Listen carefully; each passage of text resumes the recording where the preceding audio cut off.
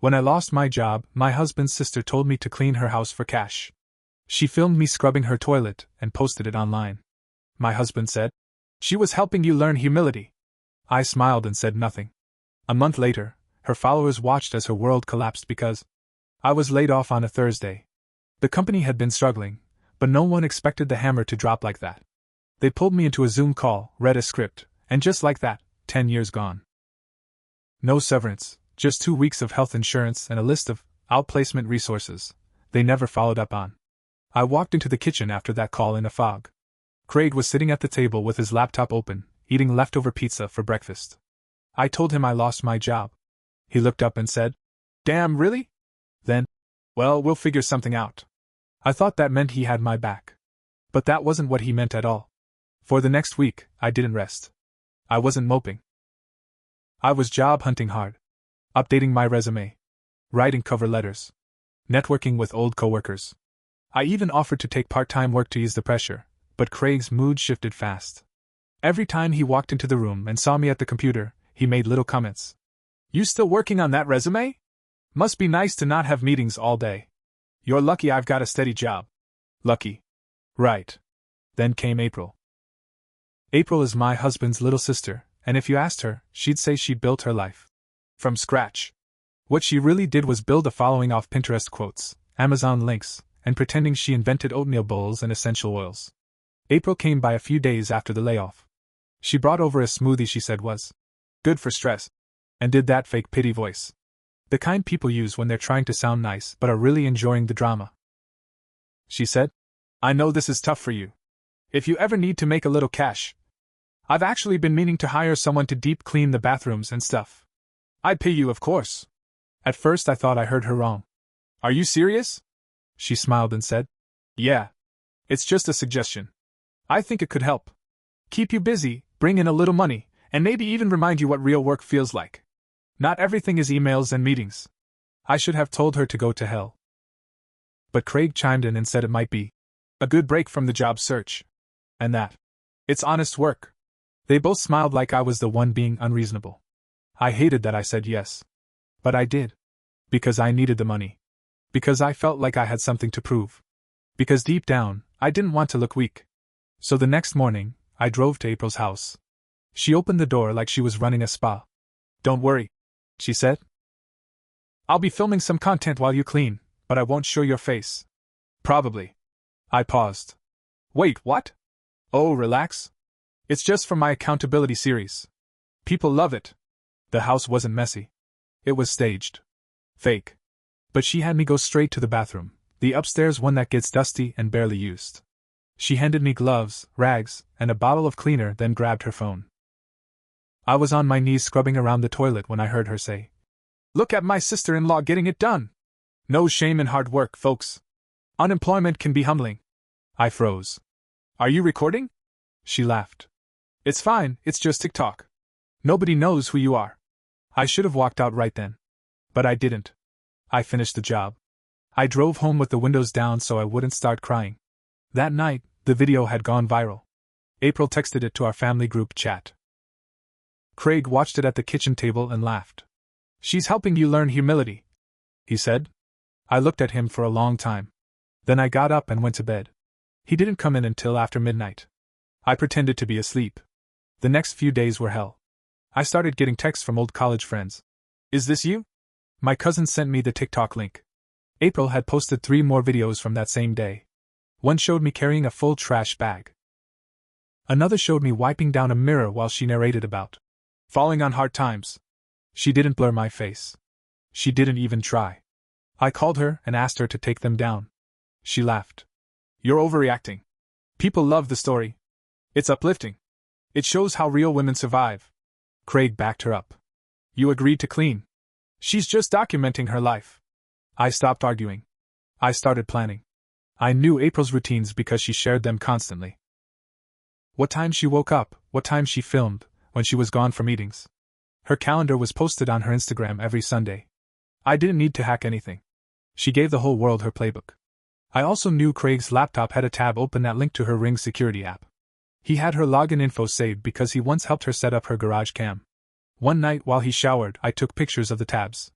Then I logged in from my old iPad. I had access to every camera in her house, including the ones she forgot were running. The next 2 weeks, I watched and recorded. I got her screaming at the Instacart guy because he brought almond milk instead of oat. I got her throwing brand products in the trash after pretending she loved them. I got her vaping, swearing, mocking her followers, calling them losers. She had a private fridge in the garage, filled with junk food and boxed wine. She filmed her clean eating fridge tour, while the real fridge sat 10 feet away. Every video she posted, I had the truth saved. She posted a picture of her new puppy for a dog food ad.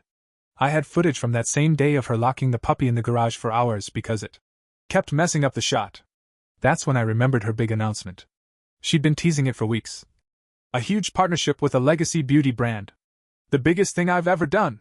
Archaya Beauty. I looked them up. Legit. Millions of followers.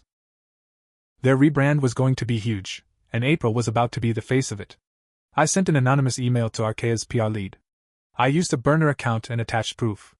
The footage, the rants, the lies. Subject line. Before you choose your brand ambassador. No signature. No name. Just the truth. A few days later, April went quiet online. Then she posted a tearful story. Something's happening behind the scenes. I can't say what. Just know I'm hurting. Then Archaya made their announcement. Due to unforeseen changes, we are parting ways with April. We thank her for her time. April lost it. Posted a 10-minute meltdown. Then deleted it. But the damage was done. Fans turned. Followers started posting side-by-side comparisons. People unsubscribed. Other brands distanced themselves.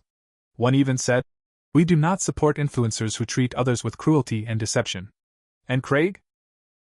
I sent a clip of him watching that toilet video, laughing, to his company's ethics department. No return address. Just the video. They demoted him within the month. Now he's angry all the time. Quiet. Distant. April doesn't leave the house. Me? I just got a new job. A real one. A better one. And not a single part of it came from humiliation or going viral. I'm not done telling this yet. Things got worse for April real fast. After Archaya dropped her, she started losing her other sponsors one by one. A wellness tea company said they were pausing their relationship indefinitely. A mattress brand quietly pulled down her promo code. Her name stopped showing up on the PR package list she used to brag about. Then the comments on her posts turned. Not all at once, but enough. Every time she tried to post something new, an old smoothie bowl video, or a morning routine, someone would drop a timestamp from one of the leaked clips. You mean like when you screamed at your maid for using the wrong mop? Oh wow, is this before or after you threw that collagen mix in the trash? Tell us again how authentic you are, April. She started deleting comments, turning off replies, reporting people. But once it's out there, it's out there. And people love watching it fall. The worst part for her wasn't the money, it was the attention shift. April lived off being adored. Without that, she had nothing. One night, Craig came home late from drinks with coworkers. I could smell the whiskey before he even opened his mouth. He slammed his keys on the counter and said, "You've been real smug lately." I just looked at him. I didn't deny it. He sat down hard at the table, hands in his hair. "I know you're behind some of this. I don't have proof, but I know." I said nothing. He looked at me, like really looked for the first time in weeks. "Did you want this? For us to fall apart?" I finally spoke. "No. I wanted a partner. I didn't get one." He didn't sleep in our room that night. A few days later, April called me. I almost didn't answer, but curiosity won. She sounded rough. Her voice was flat, tired. "Hey," she said. I'm trying to clean up my name. Do some damage control. I've hired a crisis PR person. They said I need to do a forgiveness video. Real tears. Real accountability." I didn't say anything.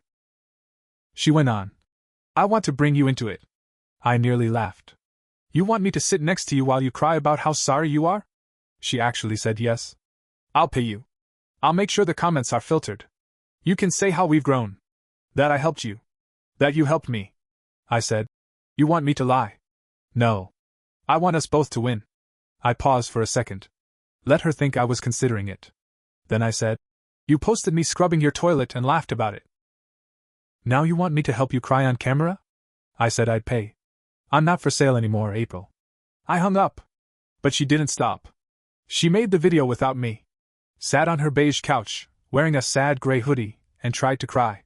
She talked about the pressures of internet fame, and how she let herself slip. She didn't admit to much. Just said she was broken and healing. People didn't buy it. Then something happened she didn't expect. One of her old assistants came forward. A girl named Rachel, who had worked for April for 2 months last year.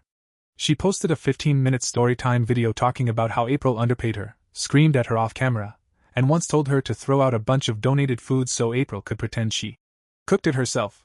In a brand deal. It went viral. Bigger than April's fake apology.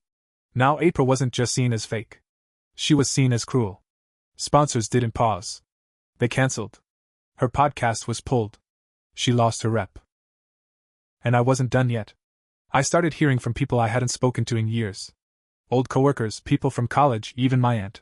One message stood out, from a woman named Brenda who used to be in April's old church group. She said, "It's crazy seeing what's happening to her now.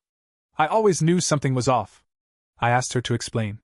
Brenda told me April had made fun of her weight during a women's retreat. Said it behind her back, but loud enough that it got around. She said April once convinced another girl to give her rent money to buy a fake coaching session. That's when I realized something. April had always been like this. She didn't get worse with fame. She just got louder. Meanwhile, things between Craig and me got colder. He wasn't talking much. He'd leave for work early and stay out late. His demotion hit him hard, he blamed office politics. But I knew better. He started sleeping in the guest room, and I let him. He used to be sharp, polished, full of opinions. Now he was bitter, quiet, and drinking more. One night, I came home and found him sitting in the dark with his phone in his hand. He looked up and said, "So you're just gonna act like none of this is your fault?" I said, "You laughed at me when I was down.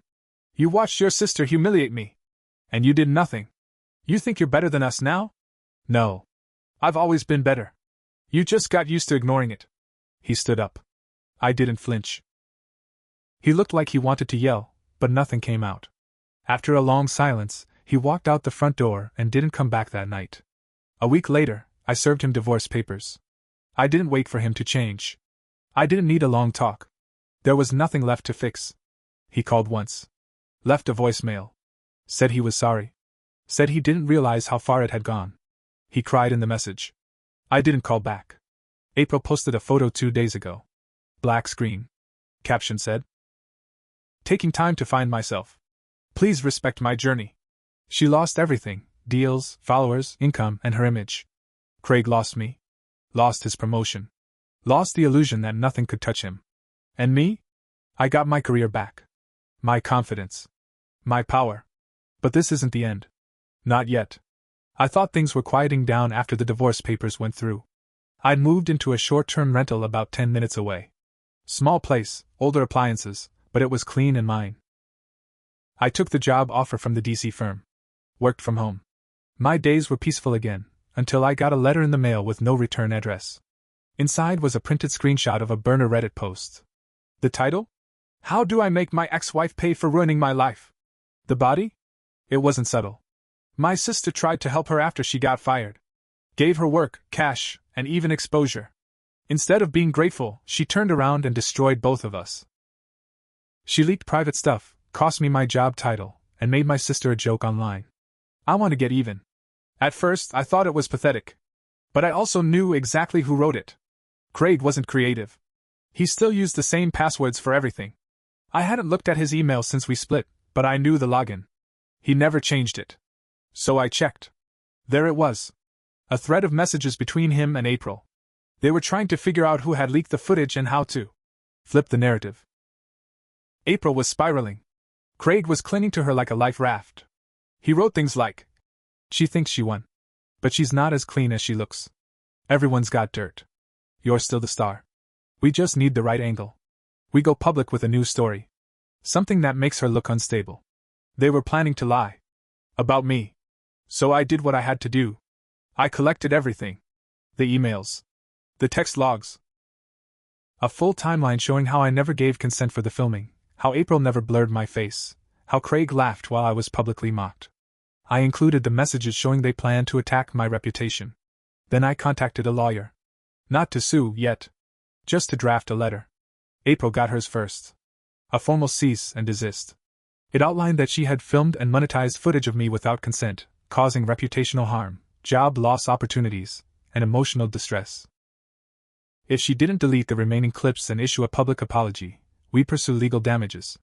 Craig got the same letter, with an added line. Any false public claims made going forward will be documented and pursued. He tried to call me. I didn't answer. He left a message. You're ruining both of us. Is that what you want? You think this makes you strong? I deleted it. A week later, April posted a story with shaky hands and fake tears again. But this time, the tone had changed. I've made mistakes, she said. I filmed someone I love without their permission, and I've hurt people along the way. I've deleted the videos and I'll be taking some time away from the internet. No, my truth, excuses. No blaming it on stress. Just a quiet, scared apology. The internet barely reacted. Her views had dropped. Her followers were gone. People had moved on. Her moment was over. Craig, on the other hand, wasn't going away quietly. 2 days after April's video, I came out to my car in the parking lot after grabbing groceries and saw something jammed into my windshield wiper. It was a printed email chain. Highlighted sections. They were trying to make it look like I had stolen April's passwords. Like I had hacked her accounts. But the timeline didn't add up. I had everything dated. I never accessed anything illegally. Craig was the one who left it all open on his laptop. Still, it was clear, they were desperate. And they were trying to scare me. So I made one more move. There's a journalist in Richmond who writes for an online paper that covers influencer fraud, MLMs, online scams, real watchdog stuff. I sent them a tip. Not with my name. But with everything else. Footage. Screenshots. Timelines. A breakdown of how April built a fake brand, monetized real people's lives, lied about her background, and ran everything on smoke and mirrors. How she humiliated a family member and tried to flip it when she got caught. They took it. The article dropped 3 days later. Behind the filter, how one influencer's rise was built on lies, manipulation, and exploiting family. It blew up. Not because of April. But because it tapped into something bigger. People saw themselves in it. Women especially. Women who had been used, mocked, dismissed, told to smile through it. I wasn't named in the article. But everyone who knew us. Friends, old coworkers, even Craig's parents, figured it out. April deactivated her accounts. Craig's job let him go. And I had more job offers than I knew what to do with. But I wasn't done. Not yet. I thought it would feel better by now. I'd won. On paper anyway. April's brand was gone. Her face had been wiped from the front pages of every company she once bragged about. Craig had been fired. Unprofessional conduct, loss of trust, public conflict with spouse, were all part of the internal review. He had no case, and they didn't even try to make it look nice when they pushed him out. He moved in with a friend temporarily. One of those gym guys he used to drink with. Then he started posting vague quotes on Facebook about betrayal and loyalty. Like he was the victim. I didn't respond. But I watched. That part was mine. The journalist who ran the expose on April called me again. She said, "There's a documentary being put together. Not just about April, but about influencer culture, exploitation, and how women weaponize each other for online fame. We want to include your story. We'll change names. Keep your face hidden. But we need someone real in it." At first I said no. I'd done enough.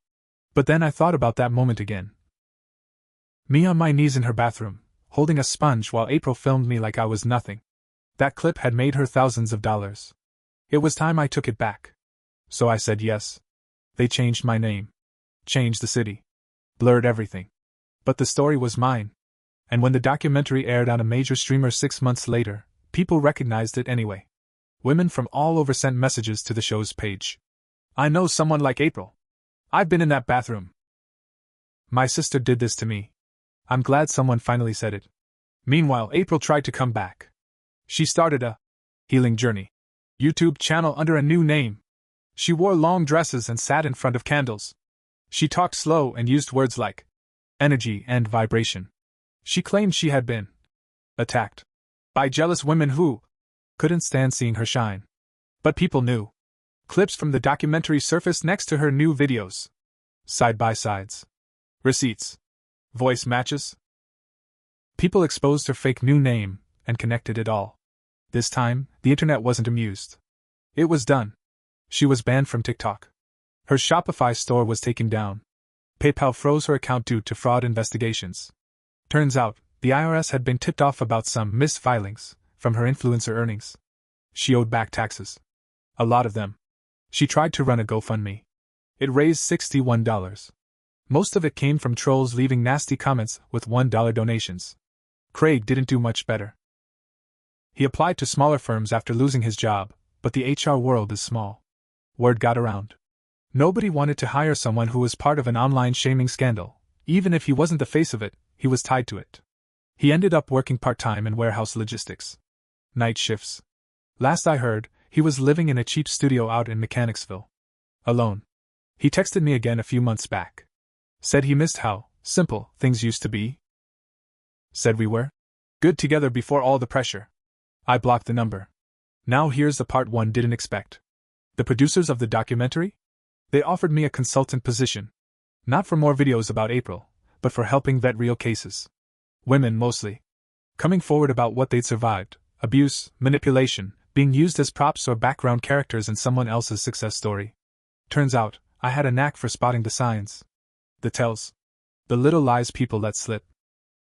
I took the offer. I kept my other job too. But this one felt personal. I wasn't just moving on. I was reaching back. Let me tell you what revenge really is. It's not yelling. It's not slashing tires or screaming in someone's face. It's not even exposing them, though I did that too. It's waking up every morning free of the weight they tried to drop on you. It's sitting in your quiet kitchen, sipping your coffee, knowing no one owns your image, your story, or your body anymore. It's watching people who laughed at you finally eat the dirt they once threw.